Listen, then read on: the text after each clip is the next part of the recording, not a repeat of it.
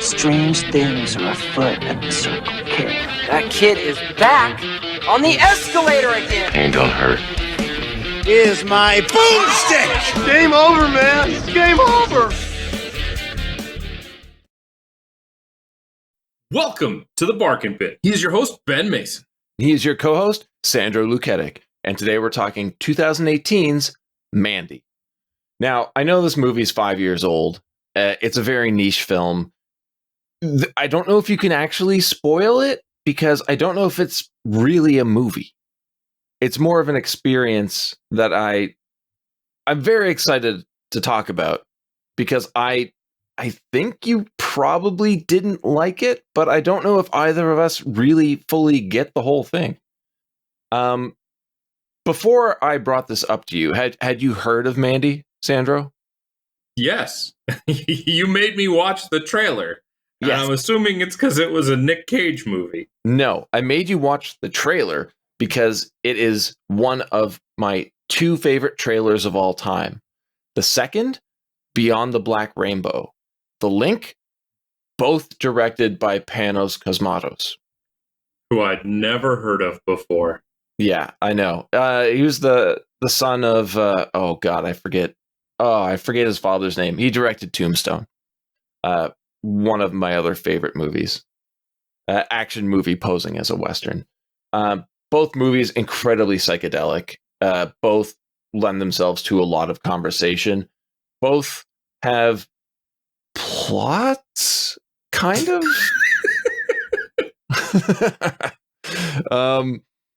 I told you 5 years ago that I watched Nick Cage go full cage.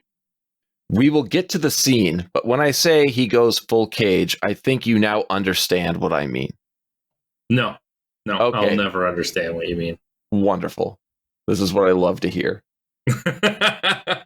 So, based off of the trailer, what did you expect from this movie? No idea. Yeah, he did a good job. The trailer editors did a really good job at grabbing me anyway and not giving away what the full plot was. I was just very curious. But the use of music, the cinematography, the selection of actors, of performers, hooked me immediately. So I'm glad that we have this platform to actually get into it, because it's a movie I've wanted you to watch for a very long time, and I knew you wouldn't do it on your own unless I forced you. So why? Why did you want me to watch this? Because I really want to know your opinion. And before we get into that, let's play your game, because I think I might have.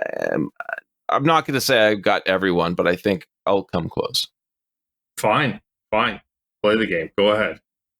I'm going to say there's 2, possibly 3 people. 3. Fuck. I know 2. And of course, Nick Cage. Of course. In the biggest blunder episode I've ever done with you for the bargain bin, and that is The Wicker Man. Went back and listened to that before I started watching this movie for this week. I will never revisit that one. That was an embarrassment for me. It was a great episode, man. It was. You did very, very well. And Bill Duke, the great Bill Duke, Commando. Okay. I feel like maybe one of the cult members, but I don't know who and what movie. All right, so that's what you got? Yeah. All right. You missed the great Bill Duke in Action Jackson. Fuck! He was in Action Jackson. Which was a phenomenal movie, and I'm still movie. glad that we got that recommendation from Mark. Yeah, me too. That was wonderful. And Brother Swan, who was played by Ned Dennehy. Oh, yes. I feel like he's been in a lot, though. That would be a hard one to nail down. What did we talk about with him before? He was Barlow in Reign of Fire. Oh, was that the guy that went and tried to grab all of the vegetables? You say that as if you think I went beyond looking up the name of the character. Okay, yeah, fuck How me much then. research do you think I do? Fuck myself, I guess. It's pretty much well deserved after what you put me through this week. Hey, it's not that bad. It's not bad at all. Sure. Okay. You know what? I can't disagree with you. Oh, really? No, because I have no idea what the hell it is. It's hard to say if it's good or bad when you don't know what you just watched. All right, let's jump into it and we'll try and figure that one out. Rather we didn't, but I guess this is where we are. Oh fuck, I see where we're going here. This is going to be an interesting one. All right. I'm very confused by the screen we get, the text screen at the beginning of "When I die, bury me deep, lay 2 speakers at my feet, wrap some headphones around my head, and rock and roll me when I'm dead." Those words don't make sense. You know what words do make sense? You're confused by, because that is a feeling you'll carry for the rest of the movie. Okay, I do have to say one thing though. The soundtrack for this movie is it's fucking amazing, man. Using Starless by King Crimson as the opening song, perfect at setting the tone. But Johan Johansson's score is one of my all-time favorites. I could not find the soundtrack for sale in North America. I had to order it from England. But the music is so ethereal, otherworldly. I had to look up Johansson, and unfortunately, he passed away the year this movie came out. But of complications of a mixture of flu medication and cocaine. Yeah, that'll do it, man. That will fucking do it, and I'm not surprised. Like, yeah, this sounds like somebody who is really fucked up, who made an amazing score. I definitely noticed the music in this movie. How can you not? Did you like it? Yes and no. Okay. Because I felt that it had this very synthy, progressy type sound that I would almost expect in like an old cheesy sci-fi movie. But it would be like the best music in an old sci-fi movie. So it just didn't fit what I was watching, but it was phenomenal. I loved it. I fucking loved it. And it goes hand in hand with the color palette in the movie. The brilliant reds, blues, purples, the black, the green, like it's so fucking vibrant in sound. Like it works so well. I love it. I love it so much. Ladies and gentlemen, Ben has proven he can list off a bunch of colors. That's all I've got. I find that the red really stands out the most, and I think it's because they use it in a lot of the scenes, especially at the beginning when it is involving the what are they called again? The dawn of... Oh, the children of the new dawn? Yes, the children of the new dawn. There's a lot of scenes like when they're first appear in the van on the side of the road, or like driving down the road. Yeah. Like the reds are very, very prominent. And then there's definitely a lot of color work, but if somebody was to ask me to like describe this movie by a color, it would be red. Yeah. And I think that's intentional too, because that is also the name of our main character. Oddly enough, they don't use the color red with red that much. But let's talk about Red Miller. Played by Nicolas Cage. He's out with his fellow lumberjacks felling trees before being airlifted out for the night. Not the opening I expected when I first saw this movie, because there is nothing about the trailer that makes you believe that Red Miller is a lumberjack. Does he need to be a lumberjack? Does his vocation have any bearing on what he does here? No, it doesn't. I guess a lumberjack would wield an axe, and at one point his weapon of choice is an axe. Yeah, but not that axe. And I mean, you don't know what he does to trees. We do. We do get chainsaws later in the movie, but yeah, you're right. There's you could give this man any vocation, but the lumberjack, I kind of get it because it does then lend itself to him and Mandy living in the forest, but it doesn't necessarily need. It's just a weird choice. Like the director co-wrote the screenplay. He actually wrote the story. So Panos had an idea, and I don't know if he fleshed it out and this is exactly what he wanted the final product to be, but I'm behind it. Do you think the term psychedelic horror applies to this movie, or more cosmic horror? I think we're good at just psychedelic. Yeah. I feel like that's what I was missing in enjoying this movie. Yeah, because we get the scene of like Red driving home, Mandy, played by Andrea Riseborough, smoking, audio clips from news reports, fantasy art, and then that weird Shadow Mountains 1983 card that pops up. It's a weird setup. I feel like there's so much in this movie that's trying to give me a message that I have not received. Oh, I am with you on that 100%. You can dig and dig and dig into this movie and probably not figure out what Panos is trying to do. It's like trying to seem artsy without actually having an artistic idea behind it. This movie made me feel stupid because I love it. I don't know if I get it, but I don't know if I don't get it because I didn't piece things together properly, or I wasn't actually presented with anything to piece it all together. No, this is the Emperor's New Clothes in movie form. The people who don't get it are just going to be told, well, we get it, but you don't, so we're not going to tell you why. And everybody's just going to play along that they get it because, oh, if I don't get it, I'll be the idiot in the room. We're all the idiot in the room. No one gets it. The thing is, you sound very negative already. I truly appreciate this film. I love it. I'll admit straight up, I don't get all of it, but I'm okay with that. But things like, we get the first line from Nick Cage at 6 minutes and 30 seconds into the film. And it's not an impactful line. It's just a slice of life from Red Miller and Mandy Bloom. But I feel like we also learn a lot about these two through atypical film techniques. The dialogue is minimal throughout the entire film, but it's the physical actions, the setting, seeing them work.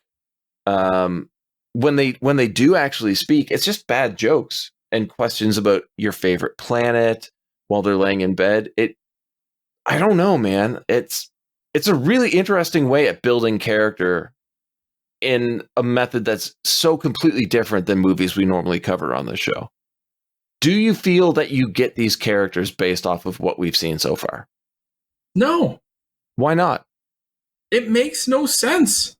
These characters would probably best exist if at the end of the movie we find out that this is a memory that Nicolas Cage is having while he's in an insane asylum. Honestly, that could work. That really could. Spoiler, he didn't realize we were going to talk about the movie.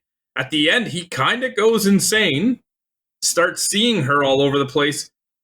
I would understand this to be much more of like a psychotic broken memory that is actually a exaggerated version of what really happened that Nicolas Cage is revisiting while he's completely insane in an insane asylum.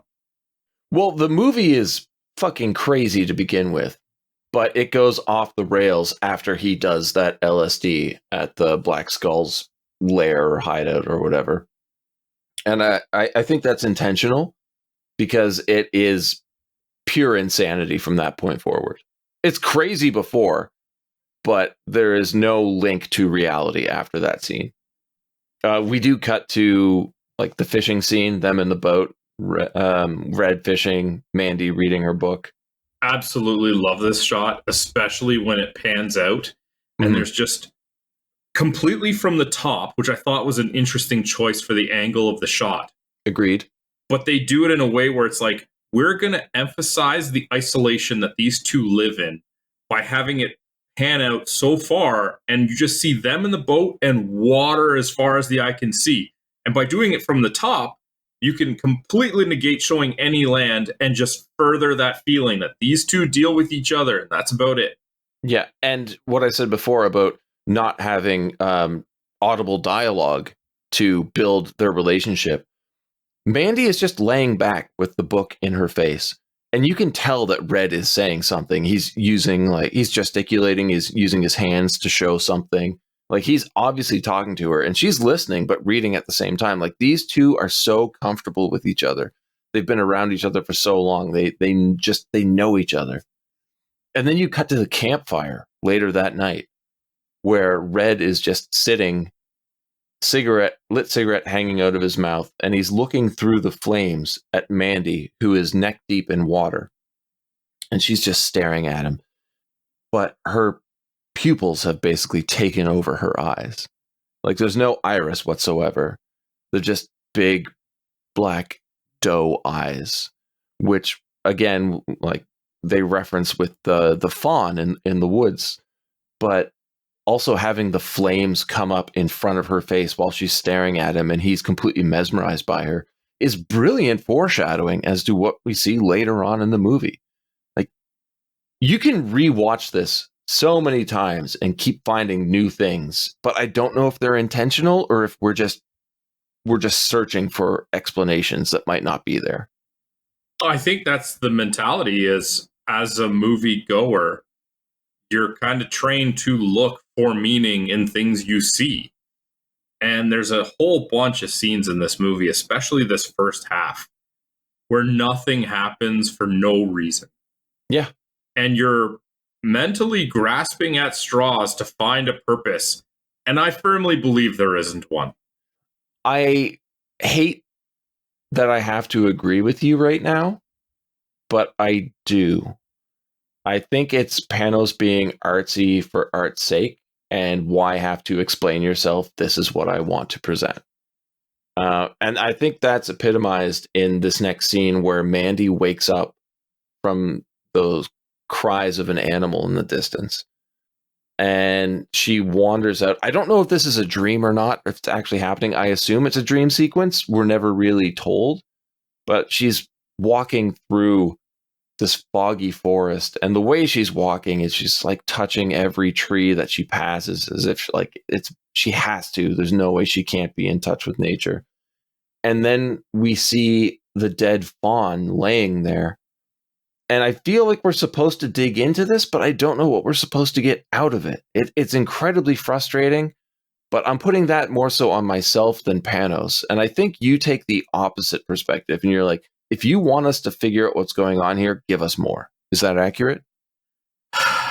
Sure. Okay, I'll abandon it. I could talk about this forever. Well, I just think Panos is being a bit of a jerk. I do get that too, yeah. Hard cut to Red and Mandy on the couch at night. This is another one of those scenes. Yeah. They don't say anything, and they're just eating a TV dinner while they watch a movie. No, that's not this part. Oh, sorry. She's wide awake. He's asleep and wakes up and talks about maybe they should leave their forest home. And then Mandy goes into a story about her father and the pillowcase full of starlings that he beats to death with a crowbar and gets other kids around to kill starlings with a crowbar. And they're so specific about how, like, with one hit, the crowbar sent one of the starlings into the ground, into like its own tiny shallow grave. And like, they go into such detail to just cut away from it. It is jarring. Well, doesn't she say when it was her turn, she just ran away? Exactly. And hid, and Nicolas Cage says something like, "That's my girl," or something like completely inconsequential and stupid. Is it though? Because in the next scene, Mandy is reading a fantasy novel on the bed. So she's very much into escapism. She doesn't have a demanding job. She works at the gas station, convenience store, whatever it is, though, like the general store in this country setting. And every chance she gets, she's drawing fantasy art or she's escaping into a novel. I'm glad that you said that, because it opened my eyes to how important the escapism is to the rest of the movie. At no point. I don't know. Prove your point there. Defend that statement. You don't get any sort of escapism from it. Maybe if she was actually willing to join the cult, you could say, okay, they were foreshadowing her need to break free. Okay. But they don't actually follow up with any sort of desire for escapism from her. Well, okay. The cult itself is filled with people trying to escape something. So escapism definitely is a theme of the film. I agree with you in that they should have gone a little bit deeper into it with Mandy and maybe having her want to join the cult, but that then kills the reason for Red to have such a violent showdown with the Black Skulls. And you could even play it up that she wants to at first, and once she gets in, realizes how messed up it is, that the grass is not always greener, and that's not actually what she wanted, and her desire to get back there is what leads to Red's actions. But yes, otherwise, and you have so many long, extended, lingering scenes that I still stand firm serve no purpose. You can't throw something like that in there to actually give this character some sort of depth that, okay, maybe I don't get it, but you also don't get it, that you're treating your audience like a bunch of morons? You are so angry. This movie it's an art film. It's sure. It really is. You can't deny that. But yeah, also bringing up the point where they dose her with LSD later to bring her to Jeremiah.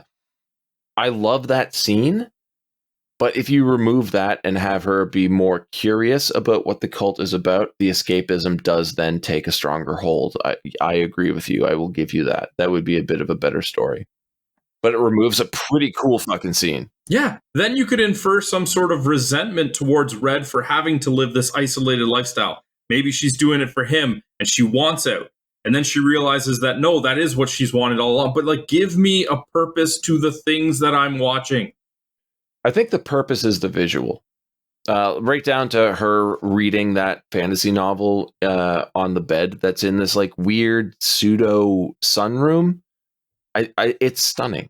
You cannot tell me that this movie is not beautiful. Yes? Beauty is in the eye of the beholder. Really? You do not like the visuals of this film? I find that very hard to believe. Of the visuals in this movie. Okay. I just finished praising the shot in the boat. Yeah. What about Mandy smoking and walking to work? And then we see the van pierce the fog as it drives down the forest road with the red tint. Would have preferred it without the red, to be honest with you. It muffles the effect of the fog. And it makes me think at that time that this is just like a dream sequence or something like that. Because the color is just randomly changing and not in any sort of thematic pattern that I can decipher. Yep. Maybe I'm the moron, but it really, really did take away from it. No, see, I loved it. You disliking it, I totally understand. For somebody just wanting to watch a movie, I'm pretty sure at this point people would have turned it off. I was tempted many times. This is our introduction to the Children of the New Dawn, led by Jeremiah Sand, played by Linus Roache, who I only really know from the first season of Vikings, and he was great in that. So yeah, he's the cult leader and failed folk singer. For some reason, develops an obsession with Mandy. Tell me your thoughts on Jeremiah Sand, because I feel like you have a very strong opinion. What is this guy? He saw a woman in passing on the side of the road one time, and that sets all of the insanity that you are about to watch for the rest of the movie in motion.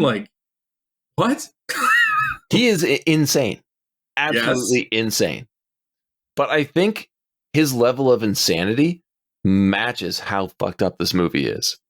Well, yeah, he probably watched the movie. Lost his mind. But he gets Brother Swan, another cult member, to hire the Black Skulls to abduct Mandy. And then we're introduced to the Horn of Abraxas. The fuck? Listen to the words that you're saying. I know this is fucked up. I know, but I really enjoy it. This is a weird world. This is a fantasy world, pseudo fantasy world. This is not the real world that we're watching right now. And they introduce things that we just have to accept. And at this point, I'm questioning, but I'm kind of on board. If I'm watching a fantasy movie and there's some sort of relic the horn of Abraxas that goes by an actual name, and it's going to summon, in a fantasy movie, maybe not bikers, but demons. They're going to at least tell me what this horn is or where it came from. No, we have to figure everything out, and if we can't, it's on us. It's a slap in the face for the viewers, but I'm digging it, man. I am. What confuses me, though, is them deciding to sacrifice one of their own, because I feel like that's just not needed. What is needed is the following scene, and I think it's a throwaway one for you, but it's just the interaction between Mother Marlene and Mandy at the store, because nothing happens. Nothing happens in this scene, and I find it incredibly unsettling. I'm curious to hear if you can tell me what the point of this is. I can't. There's no point to this. I know. It's like scouting for the abduction, but why? Like, you already saw her and you already told Brother Swan to go abduct her. You don't need further scouting. What is this? I know. You want to play up the jealousy of Mother Marlene, and maybe here she's like testing out her competition? Okay. But again, bunch of stuff happens. No reason, no follow-up, no explanation. And if you don't get it, you're just a stupid viewer. Pretentious director thinking he's making an art movie just to piss us all off. Differing opinions, but sure. So that night at the lake, you get me worked up, man. We get the meeting between the cult and the Black Skulls. My next note just says, any thoughts? Because I know you're fucking angry at this point. So, what do they offer them to drink? Is this like the remains of the sacrifice? Is it just more drugs? I don't know. I do love the little clip of the one member. I forget his name. What is his name? It doesn't even matter. Brother Hanker, just rolling the window up and down. Power Windows 1983. He's just into it. But the design of the bikers really reminds me of a mix of the Cenobites from Hellraiser and the Plague from Hobo with a Shotgun, if you remember that at all. Yeah, like I'm watching these guys, and I'm like, yeah, these guys would be perfect for like a death race movie. Yeah, very much. Definitely fit into this movie with its synth sci-fi soundtrack and its toss a dart at a board, what color you're going to use palette. That's not true. That is not true. It is a very planned out color palette. Fine, you come back to me with actual deciphering of the pattern and the meaning behind it. I will. I will call Panos when we're done recording, and I'll get all of your questions answered. Well, it's a movie made for an audience, so you should be able to just figure it out. I'm going to have to ask him how the Black Skulls are summoned by the Horn of Abraxas, because it's almost instantaneous. And like, where are they? We're not led to believe they live by the lake. We see where they live later. So they're just hanging out in the woods waiting? The Horn of Abraxas is just them walking 2 doors over and knocking on the front door. Yeah. And Brother Swan's reaction to their arrival is just pure terror. So that made me wonder, what is the history between the cult and the bikers? Obviously, they've used them before, but there's no reference to it. It's just assumed. I kind of want to know more about this. But we never learn that, because then we just cut to Red and Mandy eating dinner while watching a shitty sci-fi movie like you were talking about before. Okay, my apologies. I, for some reason, couldn't get everything straight in this movie. But yeah, this happens and it leads to nothing. It cuts to, I think, Red going outside and having a smoke or something like that. Yeah, we're about 34 minutes in, too. It's not even like a quick scene either. It lingers on them, and it's like showing him really paying attention to the television and leaning over trying to cut his meat, and he's not quite sure if he's in the right spot. And why am I watching this for so long? It's just the style of filmmaking, man. This is not a Sandra movie. This is a Ben movie. No, I give Ben a lot more credit than this. I know. This is good. This is very good. No, I'm glad you're enjoying it. I am. I love the costuming in this movie too. Like, the t-shirts are amazing. Specifically Red's like 3/4 length sleeve t-shirts. Love them. The 44, the Tiger, amazing. Okay, that tiger shirt was pretty freaking cool. It's pretty fucking badass. Even like, I appreciate Mandy's Black Sabbath shirt, although it's not the greatest Sabbath shirt. I've seen it around. It's not the best design. But anyway, the Black Skulls break into the house and abduct the couple. Flashing blue lights like lightning confused the shit out of me. No, you get the color, remember? It's so artsy. I get the color palette, but there's also the sound of electricity. So if it was just the color, I could see that fine as being like, just being flashy for flashy's sake. Once you start throwing sound into it, that tries to bring it back down to what's actually happening in the movie, and that doesn't work for me. But the fear in the eyes of Red and Mandy, paralyzed, just staring at each other, fucked me up a bit. Knowing that it felt like an alien abduction in like an episode of Unsolved Mysteries. You're so angry right now. Is there an actual supernatural element to these guys, or are they just messed up on drugs? They're just messed up, I think. I don't know. I think it's just the drugs. But that one guy with like all the rods sticking out of his body, I don't know how he moves. It doesn't make sense. He shouldn't be able to move his arms around at all. Like, did I hurt you recently? Did I do something to make you mad? Constantine. You liked it. Mother Marlene doses Mandy with LSD, and then that weird sting with a massive fucking wasp. I don't know what that's about. Obviously, we just need this movie to be more trippy, Sandro. So I will praise some of the imagery. Them palming a giant wasp while jabbing it into her neck is not going to be one of them. She's legitimately fucked up at this point, though. And they take her to Jeremiah, who plays one of his songs for Mandy. It's horrible. My note says, it's not terrible. No, it's bad. I heard this song before I knew about the movie. Okay. They released it on YouTube as like an ad for the film without actually being an ad. It was everywhere. It was, I like the marketing, but you don't do that type of marketing for a movie that doesn't have a following, a fan base, a targeted audience. There's just, you don't do that. I feel like you release a song like that for a movie that's about a successful musician, and then you follow that musician's story. Or at least where the song maybe plays a bigger role in the film. It doesn't necessarily have to be a movie about a musician. Yeah, put it that he's using that song with subliminal messaging to create his cult. Sure. Fine. Like so many other things, this just means nothing.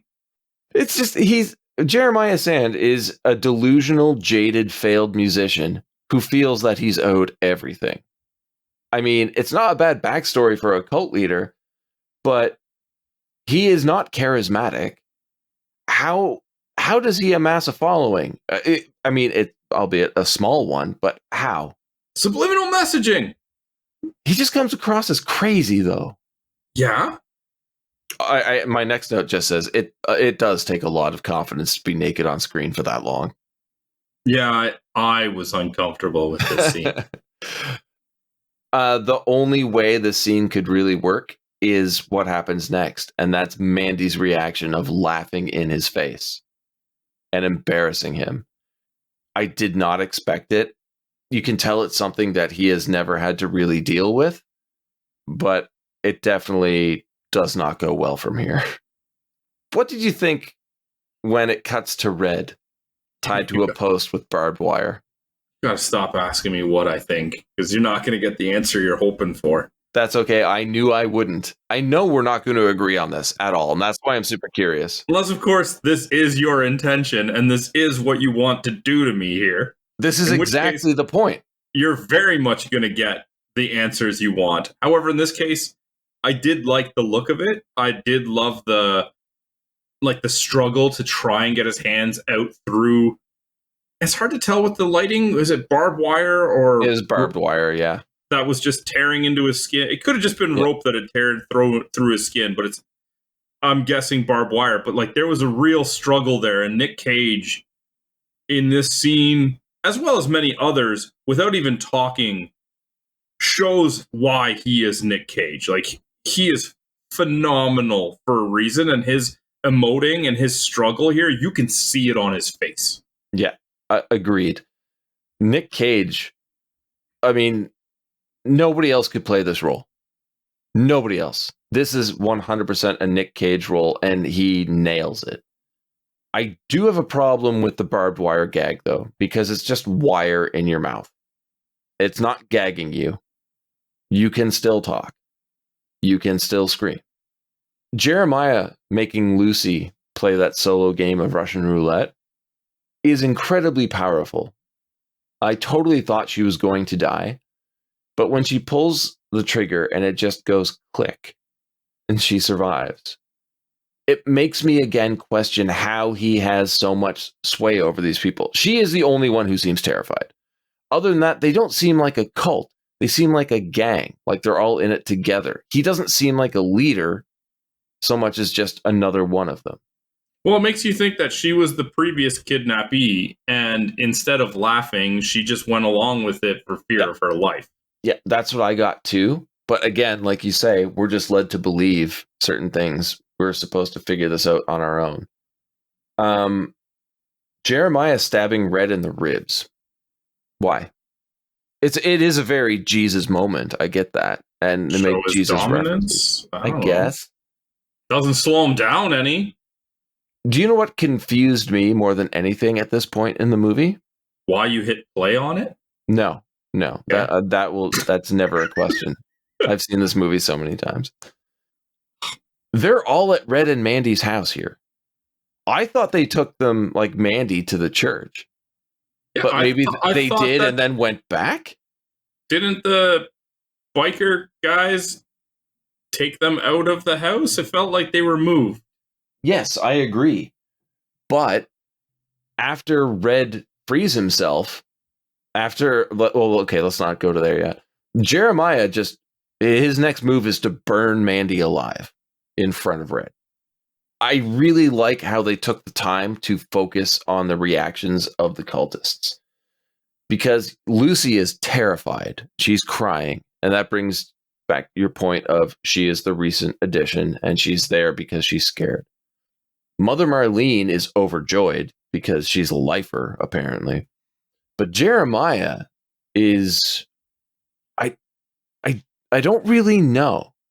He goes through a bunch of emotions, all you can only read through his eyes. It's like pride to regret to sorrow to acceptance to happiness. I don't know what to think about this character. I really want to know more about it, because on paper Jeremiah is a shit character, but Linus Roache's acting honestly makes Jeremiah Sands something marvelous.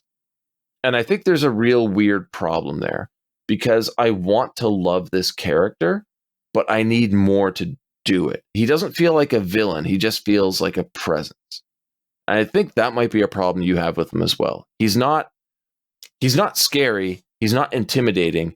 He's unpredictable, and he's just present. That's the problem.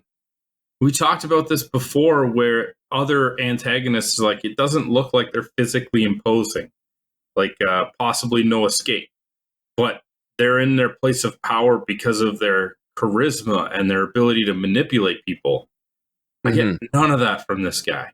I'm almost hoping that they reveal that the drugs or the music or something is like influencing them, so that I'm like, okay, it makes sense how he's able to do this, because otherwise there's no reason at all. But I want to make excuses for him for some reason. Like, I'm thinking maybe the cult only has 5 or 6 people, because much like his music career, he's not good as a cult leader. He can only get a few followers. And that's why he's drugging people and forcing them to stay, because he is a failure in every single regard of life. Yeah. And I like that idea. I do. Guess what? That's not what you get. Isn't it, though? No, you get no reason or explanation. They just follow this guy. Why? 'Cause. deal with it. Nick Cage's crying is on point in this scene, though. Such a wasted performance. I actually feel for the character. Like, it's heartbreaking, man. He does such a good job at emoting. He is so good.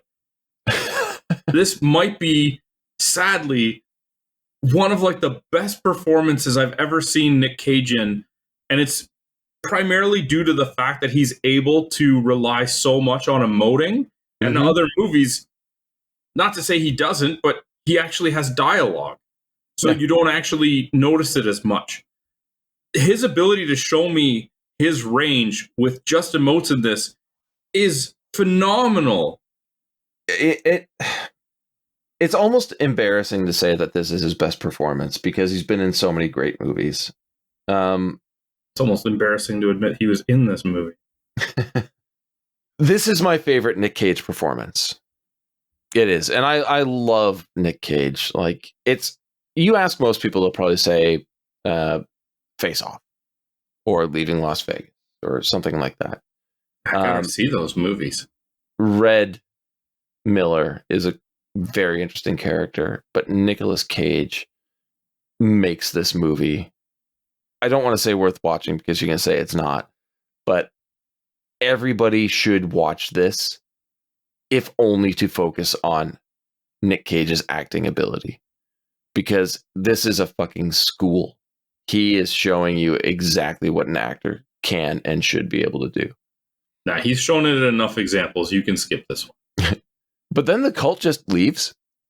I guess they assume he's just not going to follow their vehicles and leave. But yeah, like you said before, him freeing himself from the barbed wire bindings looks amazing and so fucking painful. And then he just is looking at the smoldering ashes of his wife's body, specifically the skull, which crumbles in the wind. And I do have a major problem with that because, yes, this is a psychedelic fantasy horror art film, but that fire would not be hot enough to do that. It's a great visual, but that is my nitpick. There's and this is why a very large part of me hoping she wasn't actually in that bag. Oh, really? That, like, part of their plan to kidnap her was to make him think that they had killed her. That would be a different movie. Yeah, a potentially good one. No, this is a good movie, but that is the logic for a thriller, not a art horror. But this is what I was saying about them being at Red and Mandy's house, because after he frees himself, he goes inside and we get the Cheddar Goblin commercial, which I know you're going to have an opinion. Yeah, I thought you would like that. It's like, what are my highlights of the movie so far? Nicolas Cage is emoting, his tiger shirt, and the cheese goblin commercial. It is so out of left field, but fits in this movie so well. It's just the movie itself is just completely unpredictable, and I'm fine with that. Now we're getting crazy shit like a Cheddar Goblin mac and cheese commercial on TV, followed by a brief animation, which somehow also weirdly fits perfectly into the movie. And then, yeah, like I said, 5 years ago, I told you that I saw Nick Cage go full Cage. I fully believe, I said it before, but I fully believe you don't think what I got until now, because this bathroom scene. I knew it was the one you were referring to when I saw it. How could it be anything else? What? Yeah. All right. You're getting annoyed with me about asking what your thoughts are, but tell me your your reaction to the bathroom scene. It is so wonderfully over the top that, like, I feel like the one thing you said earlier that I couldn't argue with is that no one else could do this movie. If anybody else tried to do this scene, people would just be like, oh, come on, give me a break. But Nick Cage doing it, you're like, man, this guy's nailing it. Yeah. Dude, just pounding back a bottle of vodka and screaming his lungs out, wearing that tiger shirt and briefs. Dude, there's little parts that are amazing too. Like, just at one point, he's like massaging his throat to try and like get the burning of the alcohol down because he just needs it, right? Like, the little details that he has are phenomenal. Well, also keep in mind little things too, like the fact that he's hiding a bottle of vodka in the bottom drawer in the bathroom vanity. Like there's weird little things about this movie that make you wonder, and they're never addressed. But from here on, I mean, it's safe to assume we're watching a believable scene of a man losing his mind, right down to him wearing the 44 shirt of his that Mandy loved so much. That's his costume. That's his clothing for the rest of the movie. But then we get Bill Duke, also out of left field, as Carruthers. I don't know why he's been holding on to Red's crossbow. They're not going to tell you. I know. And we go into more of Cage's acting in the scene. This time I find it really weak. It's such a weird juxtaposition from him going batshit crazy, screaming in a bathroom, to him delivering some really weak lines, like calling the cult Jesus freaks and the bikers gnarly psychos. I get it. It's 83. You're trying to use the terms of the time. But it felt like he was phoning in this entire scene. What? Nothing. I don't know what this movie is. Crazy crazy evil. Like, well, that's just a bad line. But at least Carruthers fills us in on the Black Skulls. So a biker gang that killed people were only seen at night. A drug cook did up a special batch of LSD for them, and after taking it, they were never the same. Great quote from Bill Duke saying that when I seen them things, they were in a world of pain. But you know what the freakiest part was? They fucking loved it. Bam. That's how you build up villains. And now I'm actually nervous about the inevitable confrontation between Red and the Black Skulls. Until we cut to the axe forging scene. Because we're just supposed to believe that he knows how to do this. Well, you see, he's a lumberjack. And this is one of the tools of his trade. Yeah, lumberjack, fine. Blacksmith, that's new.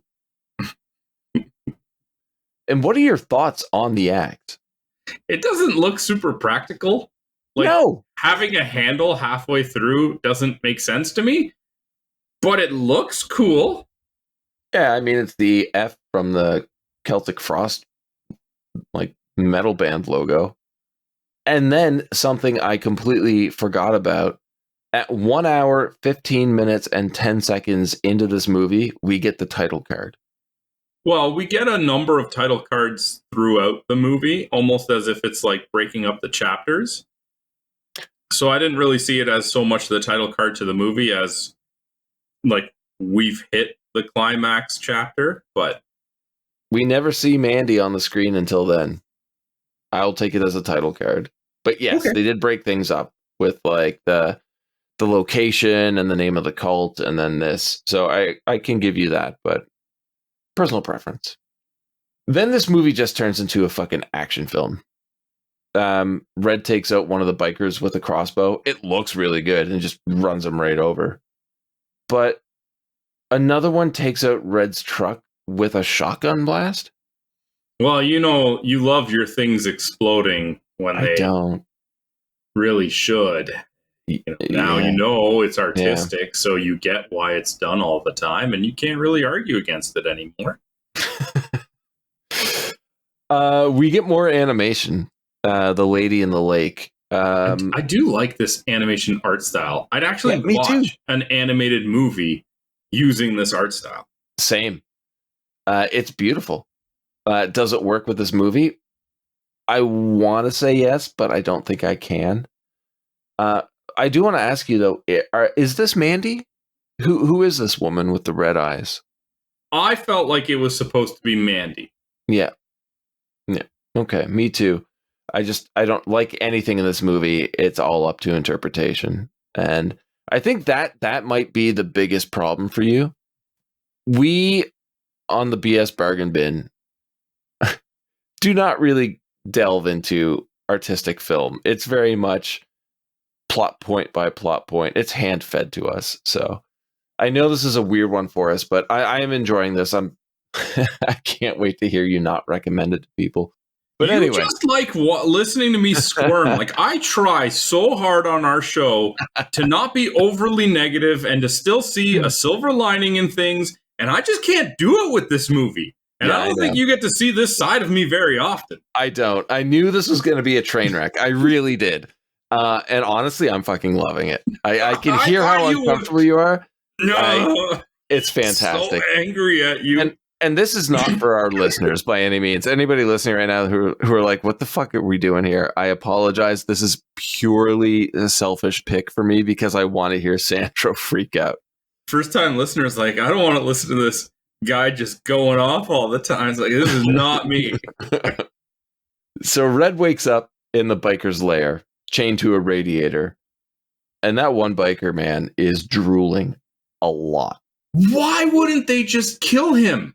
I don't know. Why would they take him back to the lair? There is no reason to preserve this guy. He just shot a crossbow at one of you. He drove at you. You shot him off the road. Just finish him off. Mm-hmm. That would make too much sense. Yeah. Well, we haven't done any of that yet, so why start making sense in this movie now? Exactly.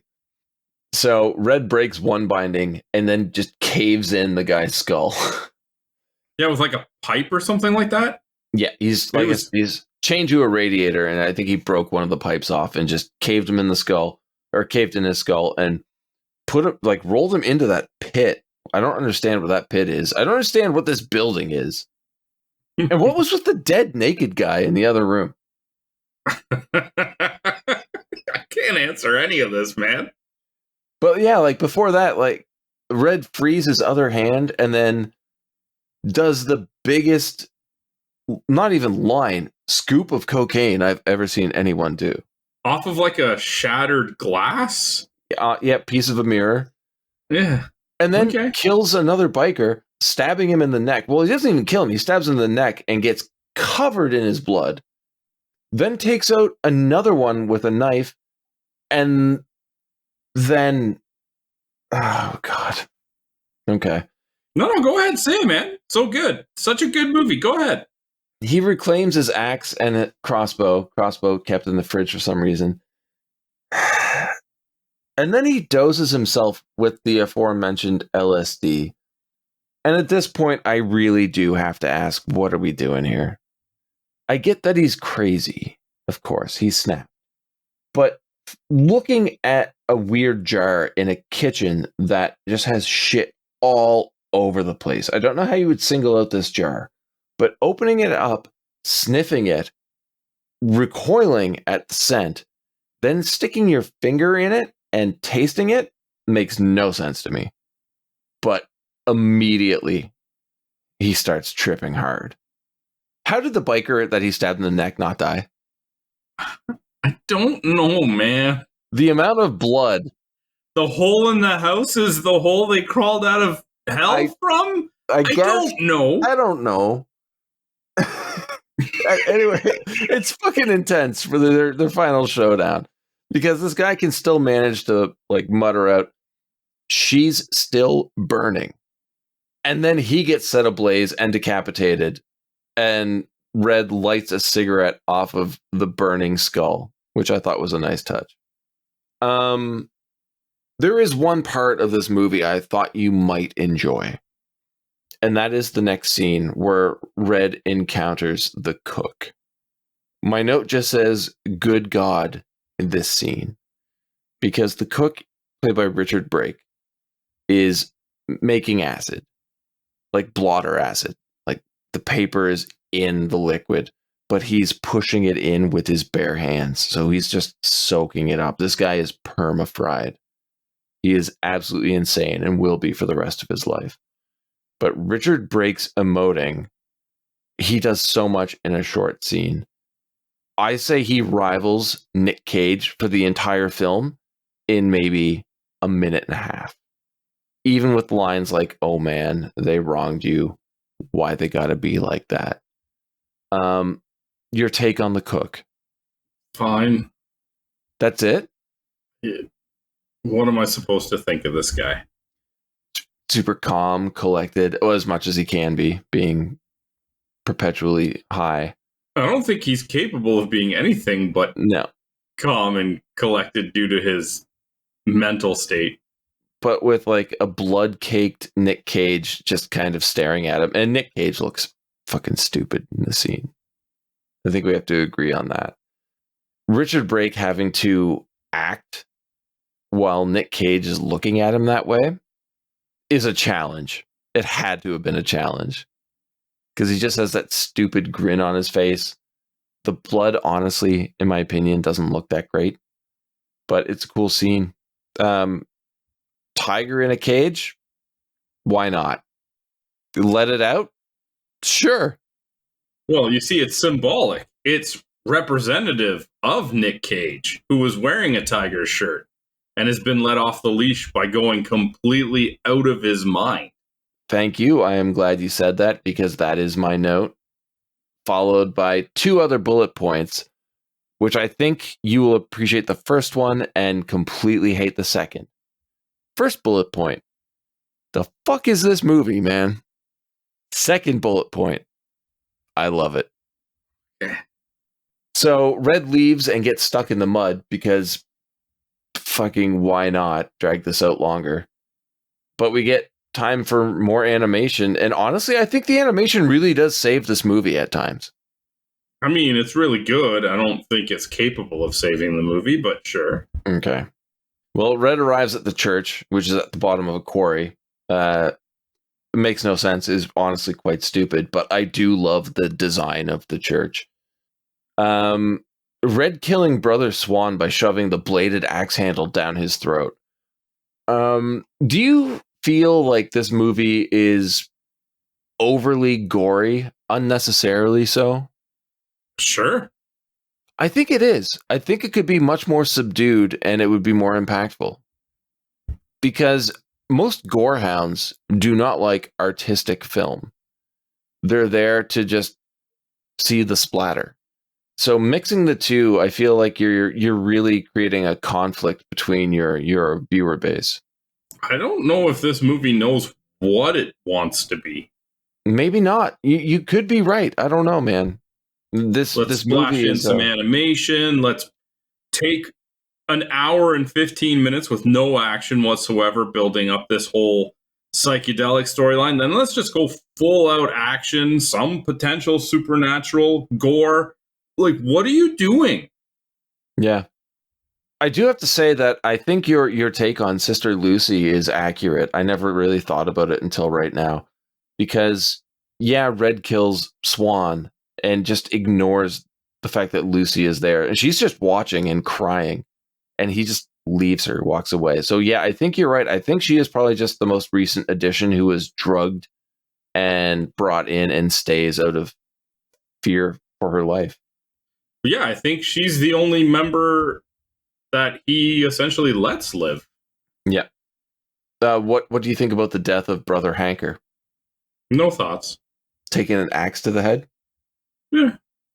Didn't he do that to one of the bikers as well? No, I think this is completely stupid. There is no way that Red would be able to throw that axe that hard, that fast, and have that kind of a kill. I mean, it looks great, but I think it's my least favorite part of the movie.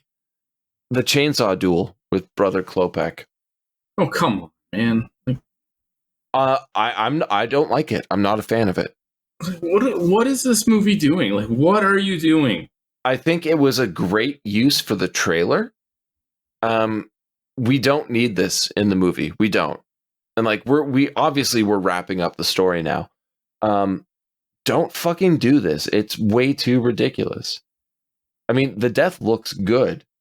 Like the chain wrapped around Klopek's neck, like Cage pulls him down onto the chainsaw, which is still running, which it shouldn't be, but you know.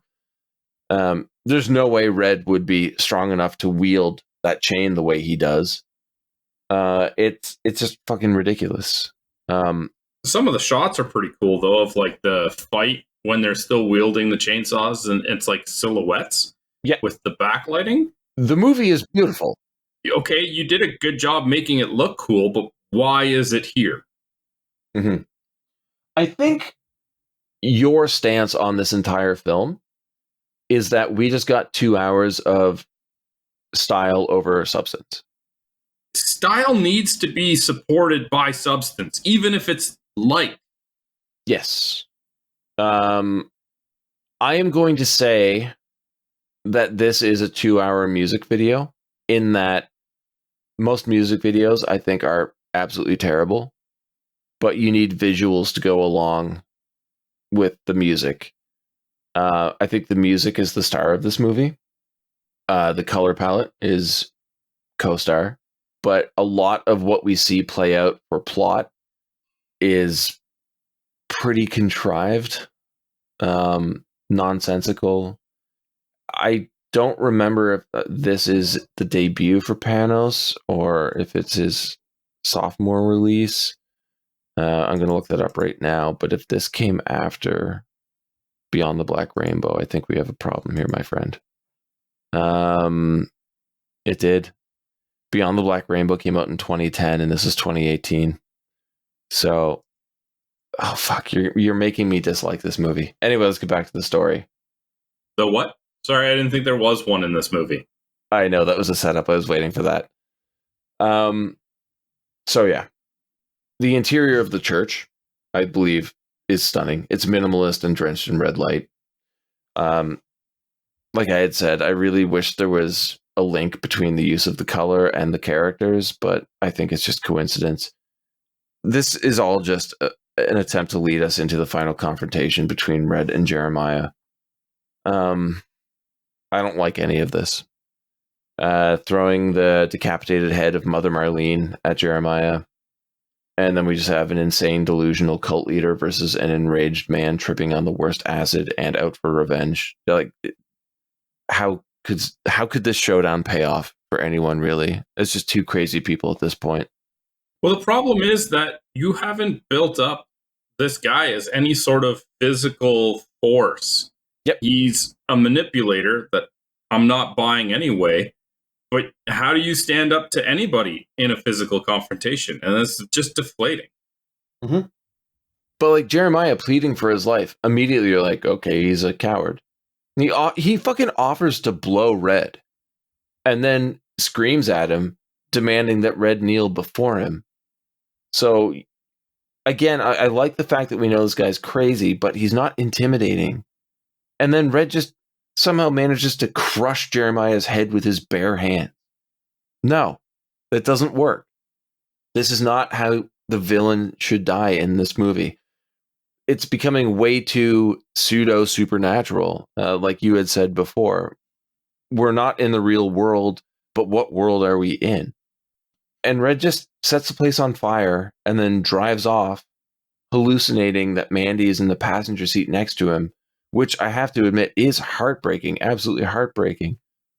But the crazy expression on Nick Cage's face, he's giving the role his all, but this is way too over the top. Way too over the top for me. I honestly think I wouldn't even hate the movie this much if, when he's looking at her, the surroundings of her fades out to like an insane asylum.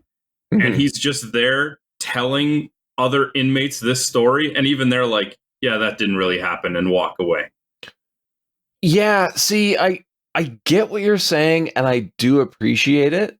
We all know that person that exaggerates every story they ever tell. Put that through the lens of someone who is legit insane, and I honestly would have walked out of this movie like, all right, well, that was weird, but I guess it makes sense. Yeah. And I think that's a difference between you and I in our appreciation for film.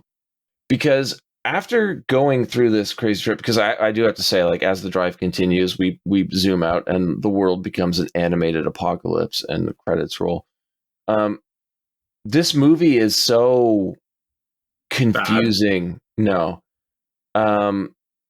Ungrounded, that giving it a hard base at the end, I think, would ruin the rest of the movie for me.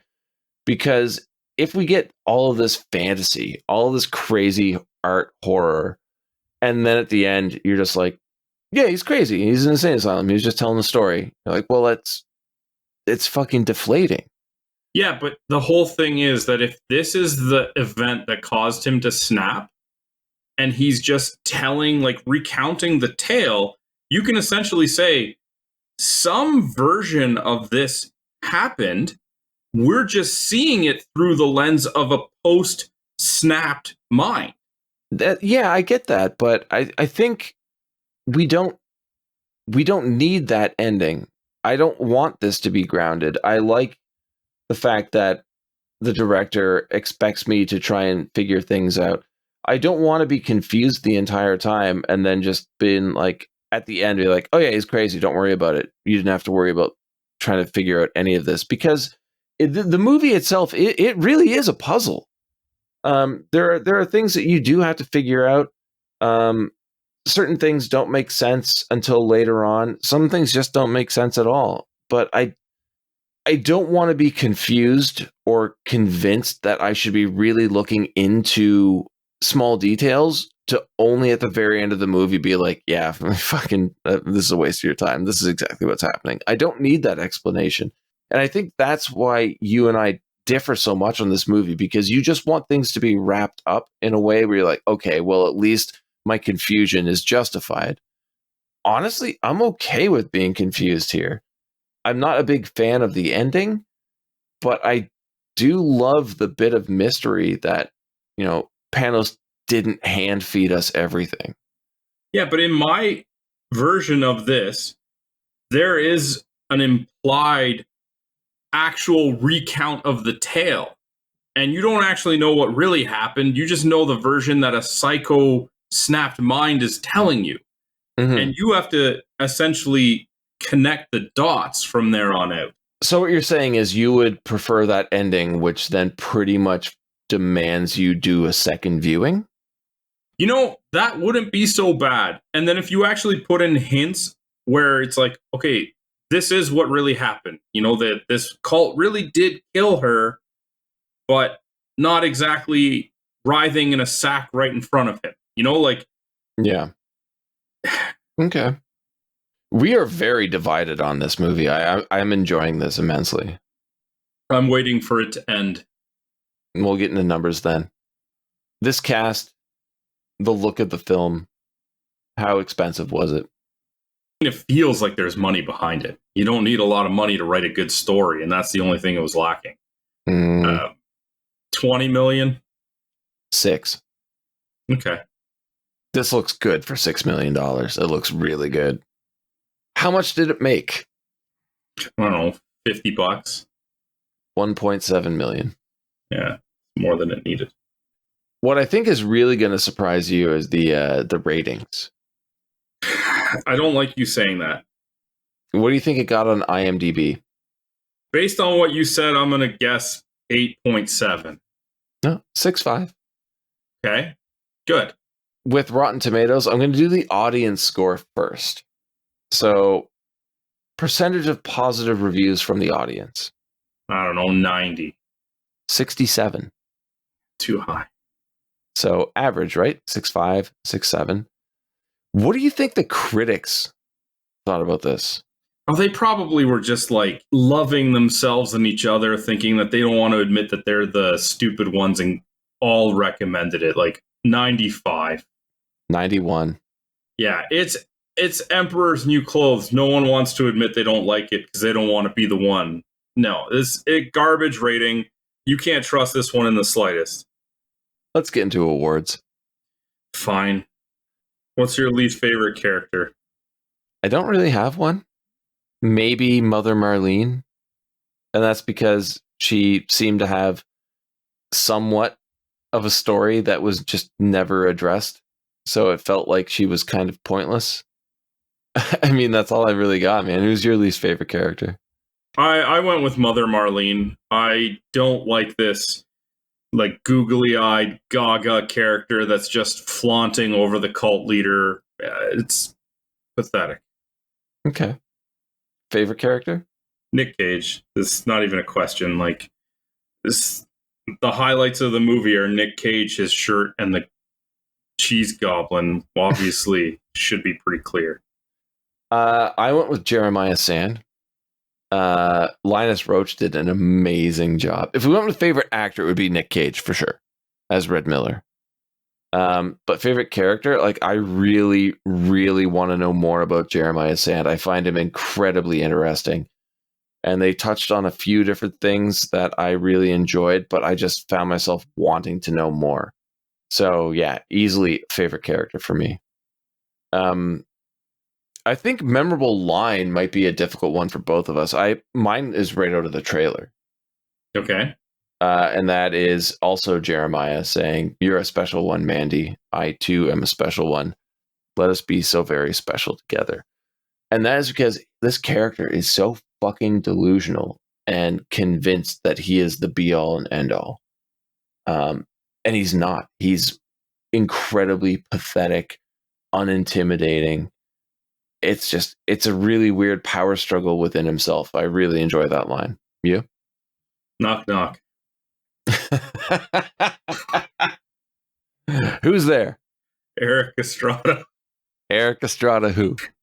Eric Estrada from Chips. I knew you would love that line. I fucking knew that would be yours. This is one of those situations, unlike the rest of the movie, where it's so bad that it made me laugh. And he's so proud of him. And she somehow gets the joke. Well, and that's the thing too. Like these characters know each other so well. You can tell they are actually soulmates. Well, like they're perfect for each other because nobody else found that joke funny. I have to say, I'm pretty sure we have the same memorable scene. I'm gonna have to say we probably don't. Oh, okay. What's yours? Oh, who starts this? Oh, I do start it, don't I? Yeah. It's Don't say Cheddar Goblin. No, it's not Cheddar Goblin. It's the tossing of the head. Really?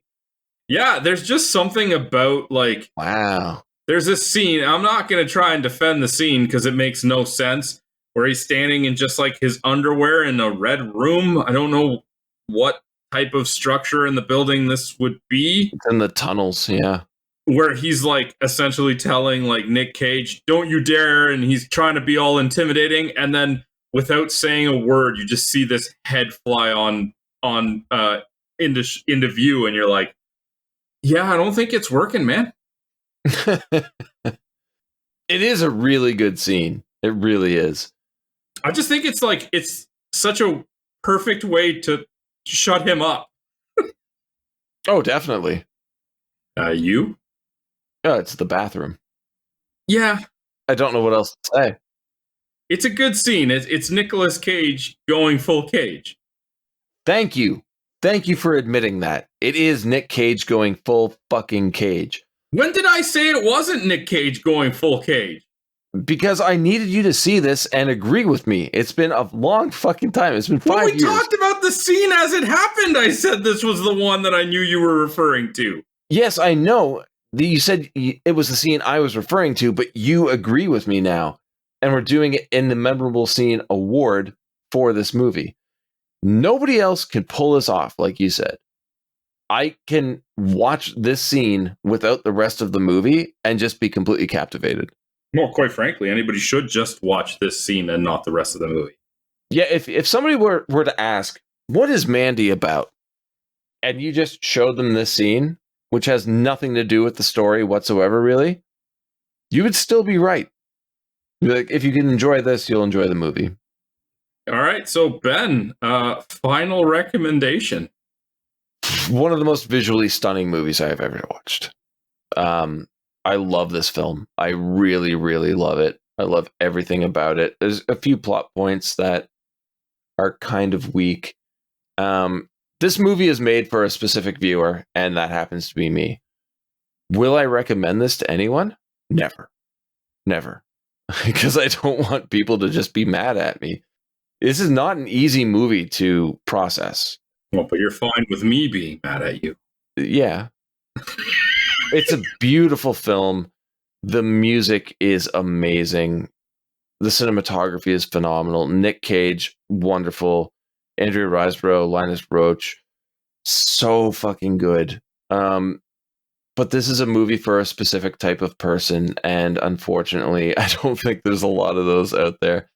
Lovers of true film and cinema will probably get it. People that like movies are going to be really fucking angry. So while I love this, it's one of my favorite movies. I definitely do not recommend it. Sandra? So I've never partaken in recreational drugs, but I have to imagine that the only way to watch this movie and enjoy it is by taking a whole bunch of them. So I guess I'd recommend the movie to those people. Mm-hmm. Maybe. Unless I didn't want them to hate me. I really don't think you need my recommendation, man. No, I know. I have to ask straight up.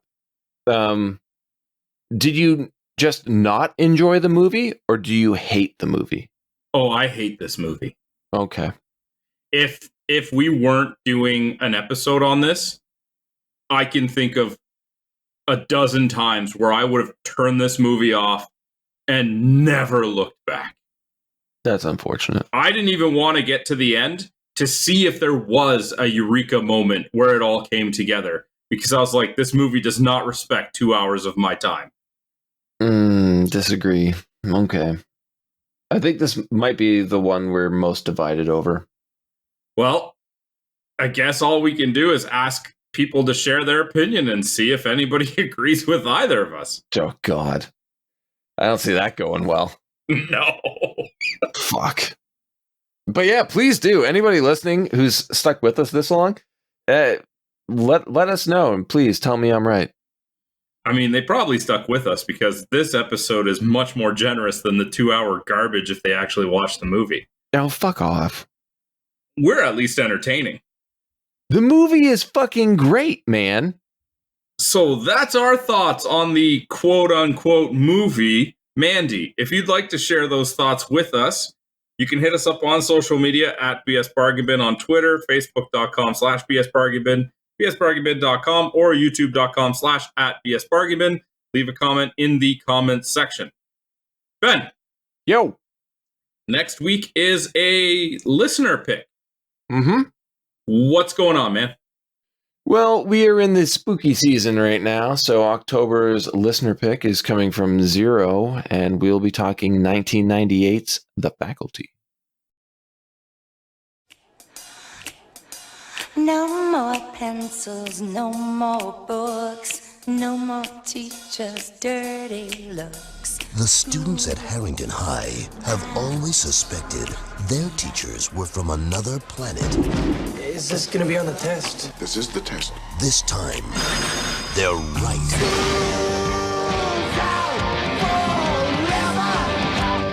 Now, these 6 students won't just question authority. They'll have to destroy it. Critics are calling it hip and scary. A thrilling ride from beginning to end. The Faculty. Please report to the principal's office. Until next time, have a good one. All the best.